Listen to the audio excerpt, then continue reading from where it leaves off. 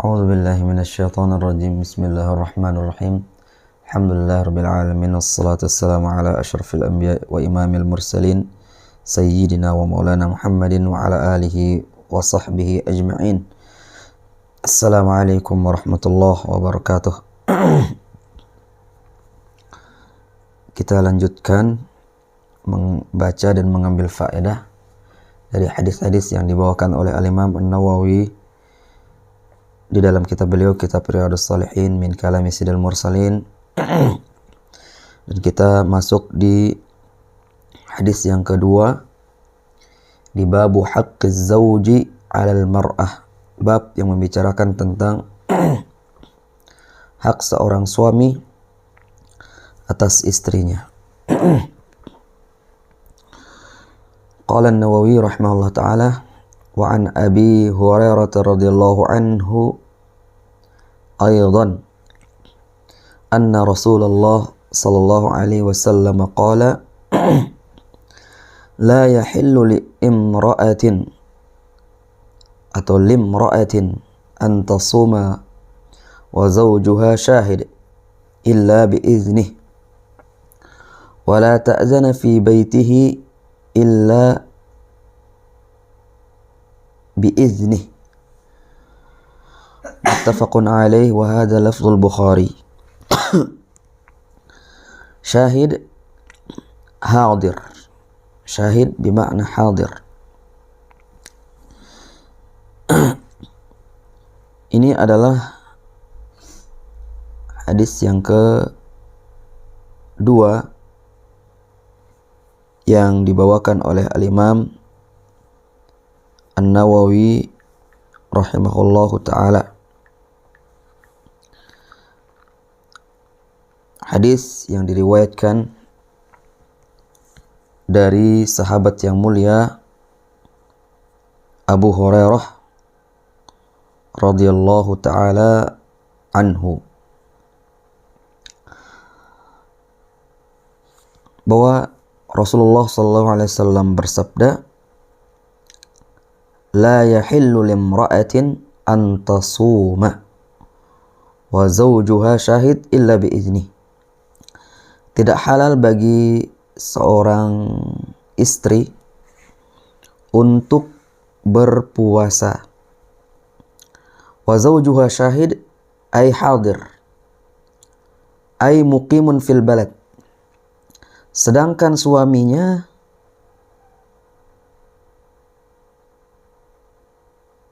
syahid, artinya tidak bepergian, ada di rumah atau di desa itu, sedang berada di rumah lah.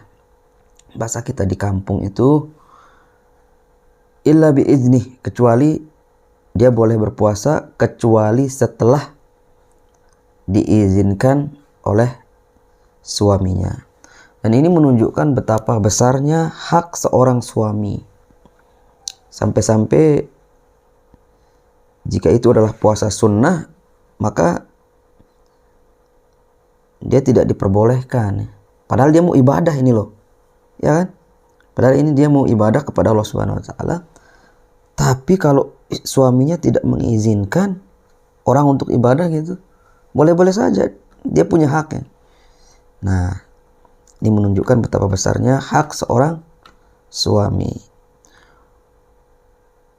Wala ta'zana fi baitihi illa biizni, dan jangan dia memasukkan ke rumah seseorang, ya, orang lain, kecuali setelah mendapat izin dari suaminya.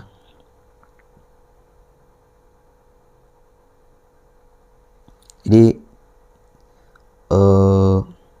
tidak boleh seorang istri memasukkan orang lain, entah itu perempuan gitu kan, lebih-lebih laki, ke dalam rumah tanpa izin suami.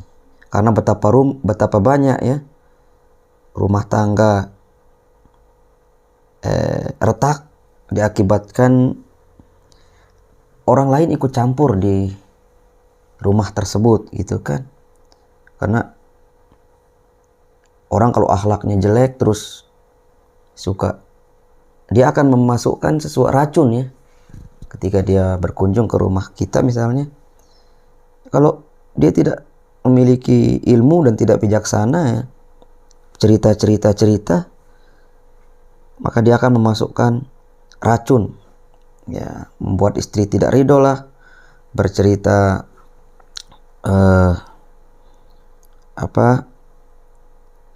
tentang dunianya lah, capaian-capaian dunianya lah, sehingga istri tidak berterima kasih dan bersyukur kepada suaminya. Nah, makanya Nabi SAW melarang ya seorang istri ya untuk memasukkan orang lain ke dalam rumah tanpa izin dari suaminya. Adapun faedah yang bisa kita ambil dari hadis yang mulia ini, yang pertama, anna as-sawman nafli haramun 'ala al-mar'ati bighairi izni zawjiha sarahatan aw dhimnan. Puasa sunnah ya. Jadi yang dimaksud di dalam hadis ini adalah puasa sunnah. Puasa sunnah haram bagi seorang wanita tanpa izin suaminya, baik secara langsung atau tersirat. Nanti akan dijelaskan. Jadi maksudnya di sini dia meminta izin langsung atau tersirat. Tersirat itu ada maksudnya nanti akan kita jelaskan. Litafwiti haqqihi 'alaiha bighairi ridhah. Karena menghilangkan haknya atasnya tanpa kerelaannya. Wa huwa da'watuha ila nafsihi mata syaa. Itu haknya untuk mengajaknya ke tempat tidur kapan saja ia menghendaki. Jadi kalau dia puasa, dia tidak bebas mengajak istrinya ke tempat tidur kapan dia kehendaki gitu kan. Sehingga itu disebabkan oleh puasa itu akan menghilangkan hak seorang suami yang dia harus dilayani kapan dia mau gitu kan, dengan disebabkan dia puasa itu. Makanya dia harus izin dulu ya seorang istri tersebut. Kemudian faedah yang kedua, laisa lil mar'ati an tudkhila ahadan ila baiti zawjiha bighairi izni. Tidak boleh bagi seorang wanita untuk memasukkan seorang ke dalam rumah, ya tentu rumah suaminya, tanpa izin dari suaminya. Seperti tadi ya. Karena orang kan macam-macam ya. Orang yang tidak berakhlak, orang tidak bijaksana, orang bodoh. Terus dia mau ikut campur di rumah tangga kita gitu kan. Sama sih kayak terlalu banyak membaca komentar-komentar di Facebook juga sama dia hukumnya ini. Ya. Orang tidak bijaksana terus berkomentar. Ya, orang mencela suaminya gitu kan. Kita juga kepikiran gitu. Oh, suami saya juga begini nih gitu kan. Padahal itu keluar dari perempuan-perempuan yang tidak dibekali dengan ilmu agama gitu kan. Ya, sesuatu yang halal ditentang misalnya gitu kan, diharamkan oleh dia gitu kan, dimusuhi. Nah ini juga caranya sama saja gitu kan, sama saja. Dan terlalu banyak mengurus urusan orang lain sih. Saya kira perempuan-perempuan yang tidak bijaksana yang demikian itu. Nah kemudian faedah selanjutnya, idza kana bin nawafil tafwitu li haqqi adami fayuqaddimu haqqul adami ala tilkan nawafil. Nah, jika ya dengan melaksanakan ibadah sunnah akan menghilangkan hak orang lain, hak manusia, hak anak Adam, maka mana yang lebih dahulukan? Ya, kita puasa sunnah, tapi dengan kita melaksanakan puasa sunnah ada hak anak Adam yang tidak terpenuhi dengan kita melaksanakan puasa sunnah tersebut. Fayuqaddimu haqqul adami ala tilkan nawafil. Maka yang didahulukan adalah hak anak Adam. Jadi itu. Apalagi hak anak Adam di sini adalah suami gitu kan. Nah, itu lebih-lebih lagi. Maka yang didahulukan adalah hak anak Adam. Oh, saya mau ngaji. Ngaji dulu gitu kan. Saya mau ngaji dulu ini. Udah saya jadwalkan gitu kan. Ngaji 1 jam. Sementara suaminya pengen gitu kan. Maka yang didahulukan adalah hak anak Adam. Hak suami. Ada hak di situ gitu kan. Nah, ini. Kemudian selanjutnya di dalam kitab yang lain ada beberapa faedah ya. Tentu sebagai pelengkap faedah yang dimaksud di sini. Az-zawju idza kana ghaiban falil mar'ati an tasuma ma sya'at. Suami kalau dia sedang bepergian, maka istri boleh berpuasa sunnah kapan saja dia mau. Tapi kalau suaminya ada di situ, ya, ada di rumah, ada di kampung, tidak sedang berpergian, maka kalau dia mau puasa, dia harus izin terlebih dahulu. Apakah izinnya secara soreh atau kinayah? Atau memang kebiasaan di situ nggak usah izin kali, gitu kan? Sebentar akan dibicarakan. Kemudian selanjutnya, yang kedua, az-zawju yahkumu fi ahlihi bil ma'ruf falahu ay yamna'a ma yakhafu ad-darar min wujudihim fi baitihi.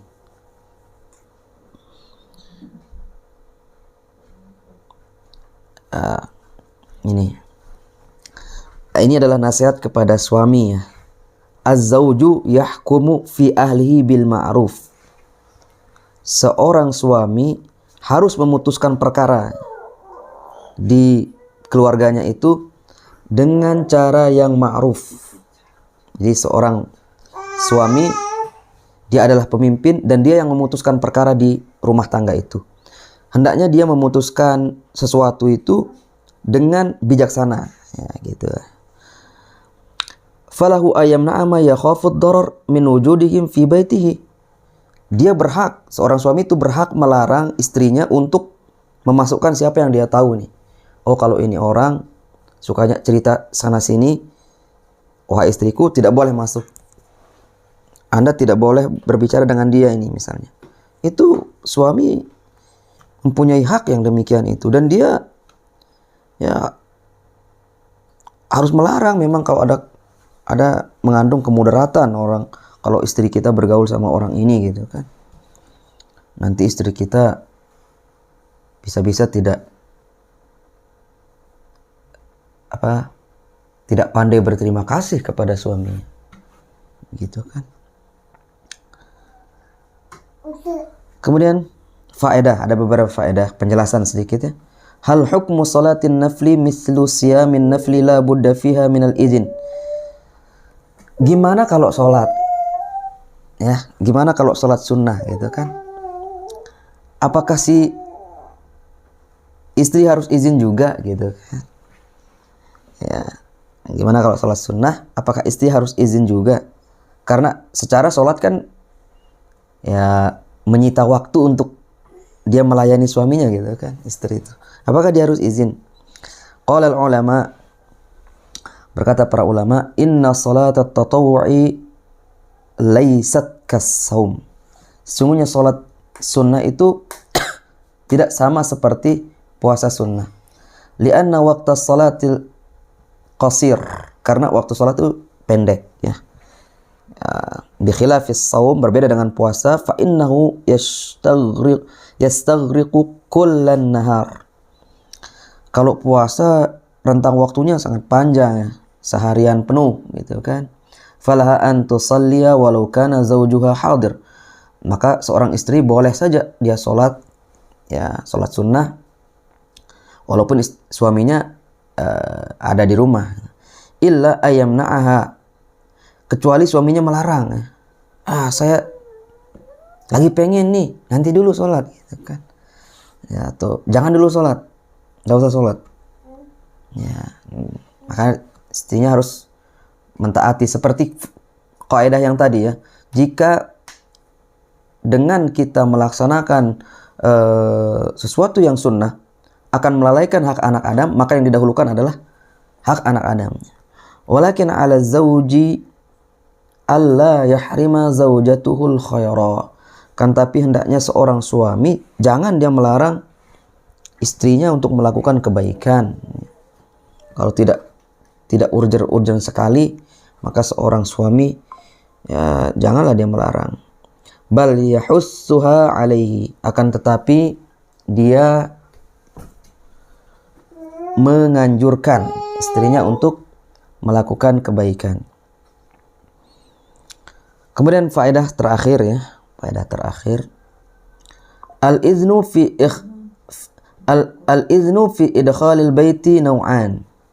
Izin untuk memasukkan orang lain ke dalam rumah itu ada dua. Yang pertama nih, al-iznu al-urfi. Yu'na bihi urfu awsatin nas wa 'adatuhum. Mislu dukhuli imra'atil jiran wal qaribat wa ma ashbaha zalik. Izin secara urf, kebiasaan. Maksudnya adalah berdasarkan kebiasaan dan adat masyarakat pada umumnya. Seperti izin bagi istri untuk memasukkan tetangga wanita, kerabat dekat wanita dan semisalnya. Kalau memang kebiasaan di situ ya di rumah itu maksudnya sipulan kerabat dekat gitu kan, boleh-boleh saja.